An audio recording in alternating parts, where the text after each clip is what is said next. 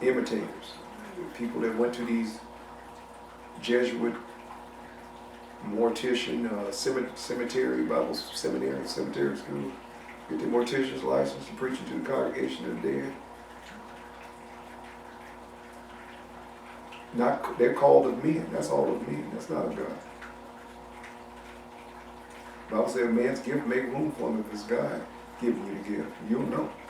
Like my dad used to say, you ain't got to say a stick is crooked, son. Just lay it straight with that. You know God's man, or the man of God, from the men of men, schooled by them, theological training of men. Like I said, get their mortician's license to teach the congregation there. That's what you got behind most of these pulpits. Most of them in there are not called of God, not anointed of God in any of the offices I named. And definitely not an apostle. Those running around fake apostles. It means sent one. Usually apostles sent one to an age, straight down to church age. That's normally what an apostle is. God sent one over a whole city or a territory or an age. You had the Martin Luthers and of this age, and the Tyndales and the Knox and the Wycliffes, and you go on and on. Those were apostles. Going up against pagan Rome and Roman Catholicism and the Jesuit order. They were called heretics.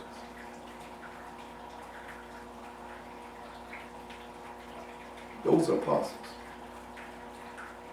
Prophets, evangelists, pastors, they're prophets. God got prophets these days. You've heard me give reference to Kim Clement, Mark Taylor. You know, these guys you got others out there. God still, he said that he won't, and I believe it's Amos 3:7, 3:8, one of them, that he won't do anything unless he reveal it to his prophets first and reveal it to his people. So we're not surprised about what takes place in current times. God gives a prophet for each generation. It's like he has apostles for each age. We straighten out a church age or an era.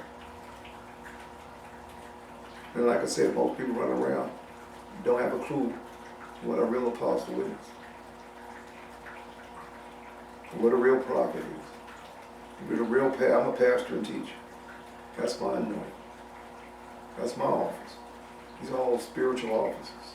Our evangelists. I do evangelize too.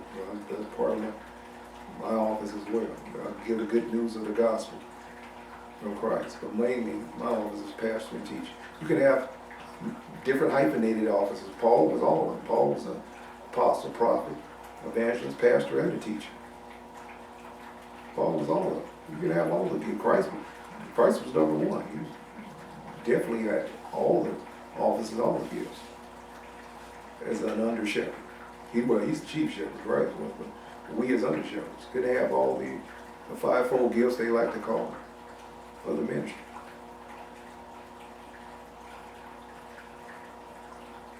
As you remain faithful, God adds more gifts. Well, could add more gifts to your ministry.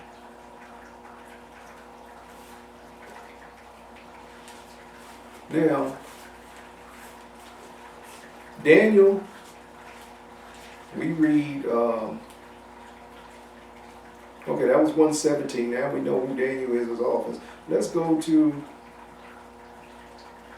Daniel 6:4, chapter 6, verse 4. Now, because Daniel had the favor of the king, because he deciphered the king's vision and dream that none of the others could decipher as a part of the Magi court. They hated Daniel. They were jealous of him. Because God gave the revelation to Daniel. Nebuchadnezzar said, I had a dream and a vision, and it's troubling me, and I want you guys to interpret it. They said, well, give us the dream. And he said, no. You tell me the dream and the interpretation. Or else I'm going to kill you. I'm going to wipe out my whole counsel here. So Daniel saved all their tales, because God gave him the revelation, gave him the dream Nebuchadnezzar had, and the interpretation of it. And so he got elevated and became a star with Nebuchadnezzar, this pagan heathen king in pagan heathen Babylon, center of the mystery Babylon religion, epicenter of the mystery Babylon religion. Anyway, this pagan king, he became a star with him, and they were jealous of the rest of the Mashi, even though he saved their tails from being killed. So they were constantly plotting, like the Pharisees plotting against Jesus, the scribes and the Pharisees. That's what this bunch here. They hated Daniel, jealous and envious of him, and they was plotting against him how to set him up. Just like the Pharisees and the scribes was in Jesus' day. That would be equivalent to our news media today, the scribes and Pharisees. Our priests to fear the fake news. Always setting America up and them in the deep state crumbs. That's our scribes and Pharisees. All right, verse 6. Let's go there. Let me see. Daniel. What did I say? Daniel 6:4.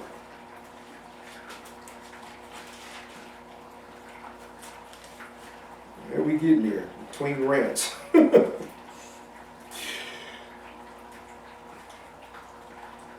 Then the presidents and the princes sought to find occasion against Daniel, just like the Pharisees did concerning the kingdom. And they could not find none occasion. They say, well, how can we get him in violation of our laws? See, that's how these are bureaucrats. The bureaucrat is always trying to set you up and put you on behind the 8 ball of the law, make you lawless, and get you thrown out some kind of way of their kingdom. Daniel concerning the kingdom, and they could not find no occasion, nor fault, for as much as he was faithful. Daniel was not corrupt. He was not, and that's bureaucracy of the day, the average bureaucrat who runs for office.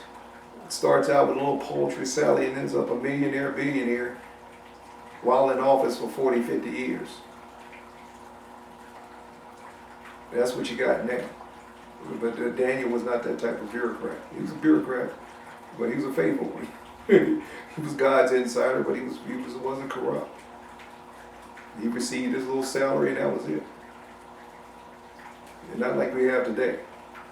People go into politics to get rich. And they get very rich. They could not find no occasion nor fault. He wasn't corrupt. They didn't have anything on him. And these days, if you ain't got nothing on you, you come in squeaky clean, they set you up. They put something on you, even though you're not guilty. They'll frame you. So they can blackmail you and bribe you. For as much as he was faithful, neither was there any error or fault found in him. He was an honest worker for the king. All right, honest bureaucrat. Now let's move on. Slide on down, I have to really speed this up. I took so much time ranting. 6:10. Now, they're plotting, and so they said, well, we can't get him on speed real. They said, well, we can't get him on that, so let's create a law that goes against his religion, like we got now. They created the mass law and the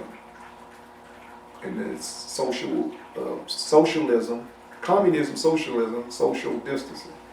So they created that to keep you out of church, to violate your constitutional right to go to church. So they create a fake law, fake health code law, a fake policy, which was actually enacted in Bush day, 2006, 2007. This pandemic that they've been planning for a long time, this pandemic law.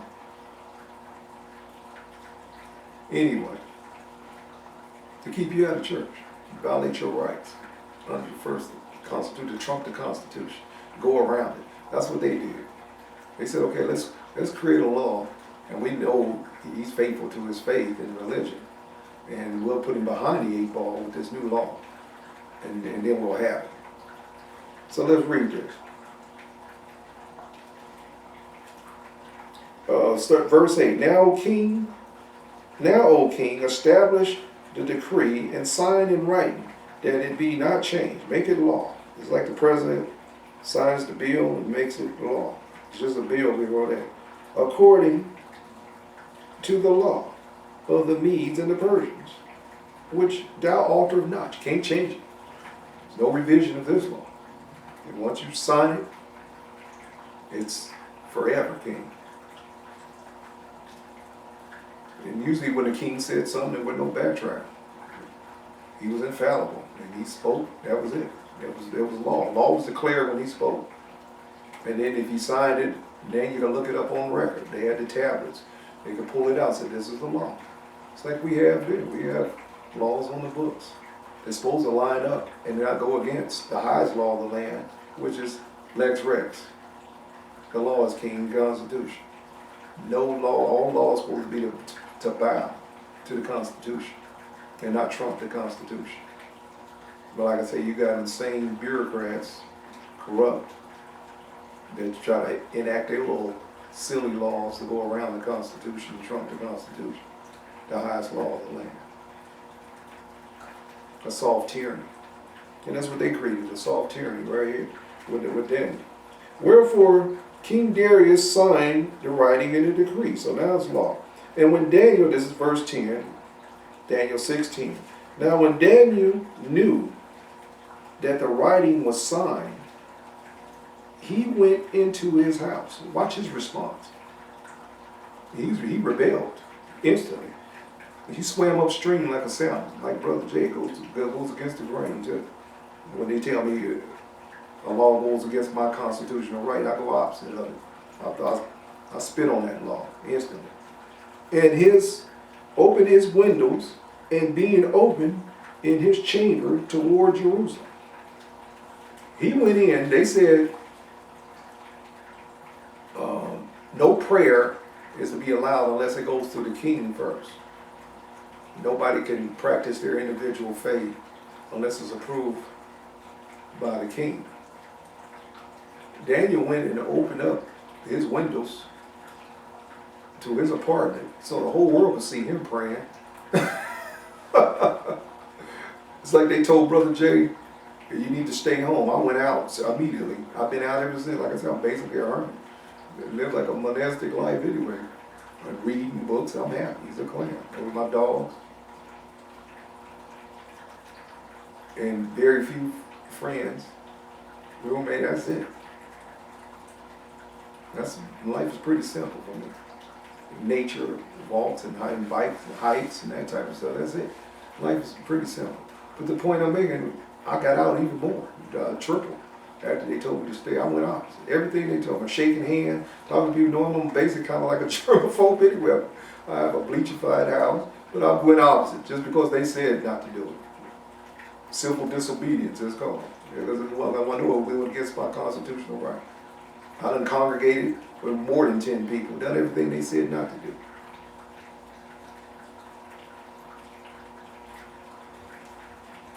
Civil disobedience, when it goes against my constitutional right, is in order. They say don't say something, I say it 10 times more.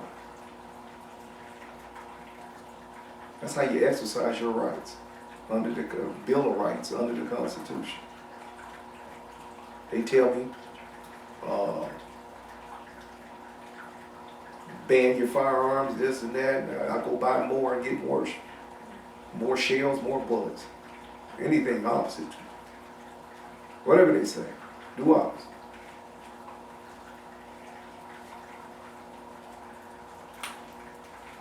That's how you exercise your rights and defy them for trying to abridge your rights. Daniel was a Christian rebel, or well, a Hebrew rebel. He's of the Hebrew faith. Judaic Christianity is what we got now, but it stemmed from Judaism. But the point I'm making, He said, I'm going to praise my God. And he went, and I'm going to show you I'm going to praise him. He was brazen. He went and opened up the windows and let the whole world see him pray. So he could have closed everything up. You could have guessed, and they probably would have had a spy or something trying to see if he was praying anyway. This had to do with prayer, religious worship. Always been a battleground with Satan, trying to take God's people's freedom away. You got the Feast of Lights that came about behind the stripping away of religious freedom from the Jews, telling them that they couldn't worship their religion. You had the Maccabean rebellion, all that behind religion. Esther.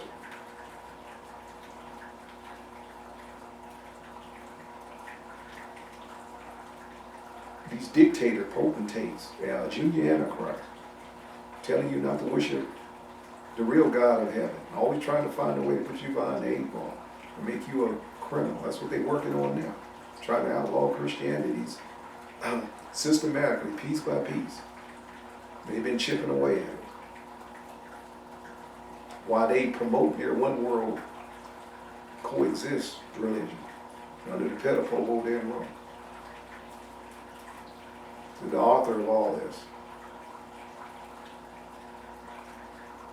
attacking Christianity, proxy style, war on Christianity, proxy style, through the pedipole of Rome. And writing his sign, he went into his house, and his windows being open in his chamber toward Jerusalem, he kneeled upon his knees 3 times a day. He didn't change his pattern at all. This man was faithful. That's why we got this holy disciplined prayer. He was disciplined, and it didn't affect his discipline in this prayer, this idiotic, silly law. Not one bit. The man did what he'd been doing, praying 3 times a day, facing Jerusalem. God said if they was to face Jerusalem, even if they were led into bondage, if they was to face Jerusalem in the east, God would honor the prayer. And that's what he followed, the Torah, the law of that day, God's law. And he didn't care who saw it. And he kneeled up on his knees 3 times a day and prayed and gave thanks before God as he did before time. It didn't change Brother James. These Antichrist, junior Antichrist laws that they passed, the mask law, the freaky mask law, didn't change mine. I ain't wearing a freaky mask. And I tell a story, I dare you. I can't come in. You have a lawsuit so fast your head is spinning. And I always walk in. But they know I'm right and they're wrong. Civil disobedience. Defy the Antichrist laws. This leading us toward the FEMA camp. The ultimate goal that they want to put Christians in to get their heads chopped off.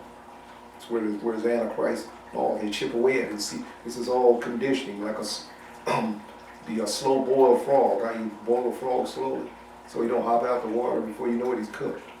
That's what they're doing now. Operation Slow Boil Frog. With these laws. To see what they can get away with. And most dumb Christians, especially the sellouts and these stadium fillers, are right in line with them. Locking and goose step with these fascist laws.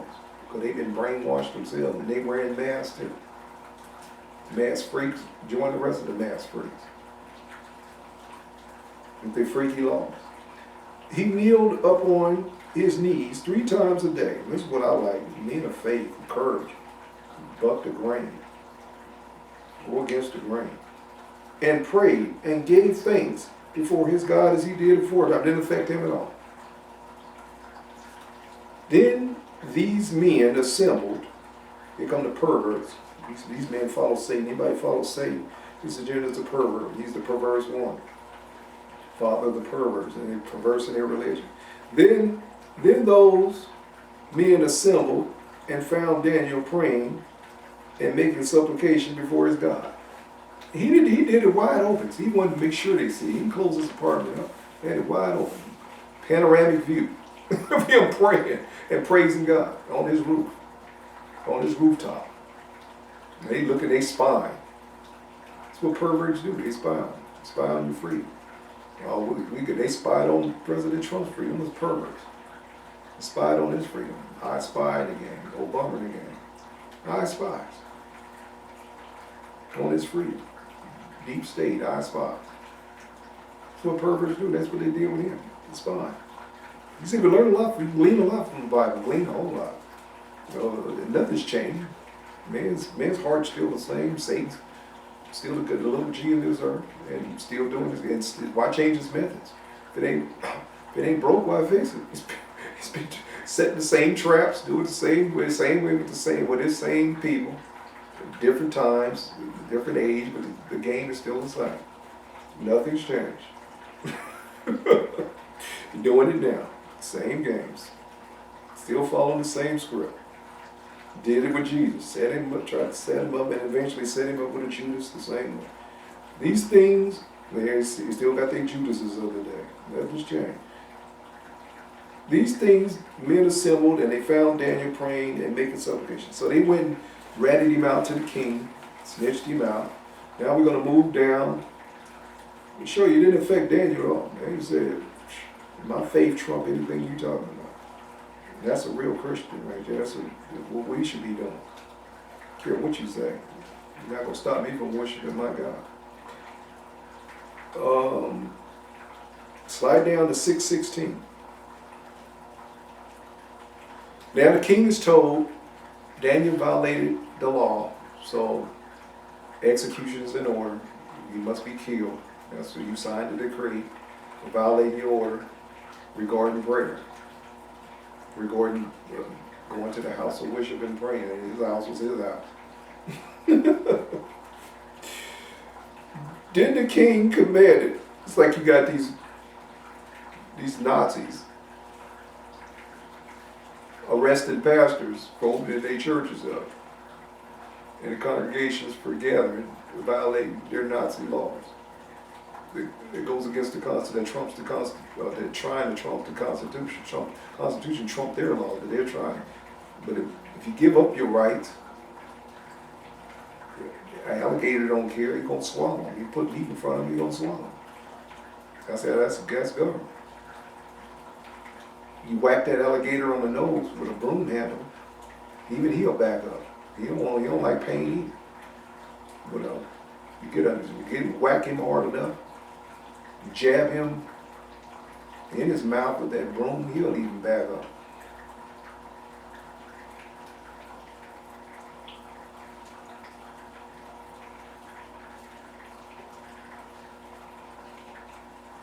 That's how you got to do government, that encroach on your religious liberty. You got to whack them on the nose. They'll back up. Nothing likes pain. No thing likes pain. No person, no thing. Or no breathing thing. Then the king commanded, and they brought Daniel and cast him into the den of the lions. Now the king spoke and said unto Daniel, thy God whom thou serve continually, he will deliver thee. And a stone was brought and laid upon the mouth of the den. So they sealed him in the den with the lions. Daniel's in here with these lions. They starved the lions out. The lions are hungry, so they have no problem eating. These are hungry lions, and they'll fight each other, and bite each other, trying to eat you, each getting a piece. Yeah, so they'll tear you to shreds instantly. That's the point I'm making. You're gone within seconds. Gulped down the throat. That's what they did for Rome. The entertainment, they fed the Christians to it. They did over 100 million Christians died in the persecution of Rome, but it was millions that was fed for entertainment in Caesar's Colosseum. And a lot of them was dipped in wax, and Christians was dipped in wax and hung up as human candles as you went into the Terror Dome, called the Colosseum, to be fed to the lions. Nothing new. The lions were starved too, just like they starved me. And a stone was brought and laid up on the mouth of the den, and the king sealed it with his own signet. So he made it law, his own signet ring. and with the signet of the Lord, that the purpose might not be changed concerning Daniel. Then the king went into his palace and passed the night fasting. Now the king didn't want to do this. This was his, don't forget, Daniel was his favorite counselor. It was his chief counselor. He was his chief counselor. He was over the rest of them. He was a chief advisor, chief of staff in the king's court. So he didn't want him killed. He's the only one. He knew he was of God, for one. He had respect for him in his religion. But he knew that they set him up, and the law is the law. Then the king went, and he couldn't, now if he went back on the law, they were going to depose the king. So it was his neck, too, on the chopping block as well as Daniel. So he had to enforce his own law. If he violated the law, they get rid of the king. It's like they can impeach the president if he righteously did something impeachable, not the phony fake impeachment that they staged and tried to frame him and set him up, and they had nothing at all on him. For doing his job is all they tried to impeach him for, is this he's been in office. And that's this bunch right here, the frame-up artists. That's what he's dealing with. The frame-up artists, trying to find fault with him and throw him out of office. But they have nothing. Man, he dots his I's and crosses his T's. What can you say? Daniel did the same thing. So the king, the law is the law. He didn't sign the law, so now. But he went and fasted and prayed and did what he had to do as well, hoping God would answer his prayer as well. Then the king arose very early in the morning. Let me finish reading. Then the king went to his palace and passed the night fasting. Neither were instruments of music brought before him, and his sleep went from him. Then the king arose very early in the morning. So he stayed up all night. He couldn't even sleep. He was troubled by this bad decision here. And he was tricked by his counsel, and went in to make haste into the den of lions. He couldn't wait, because he had a time set. And so he stayed up all night, fasting and praying for Daniel, and ran to the lion's den to see if he was still alive. And when he came to the den, he cried with a lamentable voice unto Daniel. And the king spake and said to Daniel, O Daniel, servant of the living God. O servant of who? Of the living God. We serve the living God. That's what Jesus told that Pharisees and scribes. He said, God is God of the living, not the God of the dead. You serve the God of the dead. Your God is dead that you serve. Dead religion. Daniel the king spake and said to, O Daniel, servant of the living God, is thy God whom thou servest continually able to deliver thee from the lions? Obviously. They're still standing there. Then said Daniel unto the king, O king, live forever. My God sent his angels and hath shut the lions' mouths. God looks out for his own. And shut the lions' mouths, and they have not hurt me, for as much as before him innocency. Well,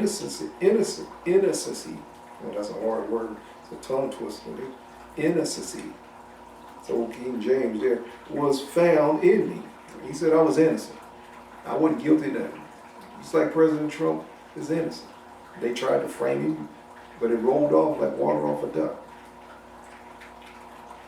That's for the frame-up artists. And also before thee, O king, have I done no hurt. Then the king was exceedingly glad for him and commanded that they should take Daniel up out of the lion den. So Daniel was taken up out of the lion's den, and no manner of hurt was on him, because he believed, he faithed. Change that belief, I told you 1,000 times. Put out, he faithed in his God. Daniel had faith. Daniel prayed and didn't stop praying, and probably went and prayed in the lion's den on top of it. Didn't stop there either. It was there, if you're going to eat me, you're going to eat me praying. Didn't stop anything. That's the title of this. Holy Disciplined Prayer Life. Holy means from the word hagios. It means to be set aside for God's purpose. That's what holy means, not to walk around like with an image. Thank my God I'm holy. No, not that. It means to be wholly dedicated and consecrated to God and His Word. That's what Daniel was. That's what we all should be. We should be, God should be sitting on the throne of all of us hearts. Nothing should be able to come between. No, Jesus said, if any man come after me, for one, and hate not wife, mother, brother, sister, children, even his own life, he cannot be my disciple. You can't even be my disciplined learner. That's where we get the word discipline. You can't even begin to learn unless you make God front and center of your life and set Him on the throne of your heart. That's real Christianity. That's where it starts. God's preeminent in your life, over children, over everything. Now, everybody know in my private circle, you don't trump God. I don't care who you can be. My child, I got 4 children. The other one of them know. Not that my ex-wife found out the hard way. Don't come between me and God. I've been single ever since, but the point I'm making, even the females that I dated and coming in and out, I'm all cool right now. But the point I'm making, you're not going to come between me and God. You're not going to come in and sit on the throne of my heart. That's not happening. No room for you there. God is preeminent in my life. And when He becomes preeminent in life and holy in your life, and you wholly dedicated to Him, and people can come and go, whatever, or things can come and go, material things don't matter. We've been there and done all that with the best of them. That don't matter no more. Live a simple lifestyle. The point is, your relationship. Jesus said, they that worship my God must worship Him in spirit and truth. And my God's a living God.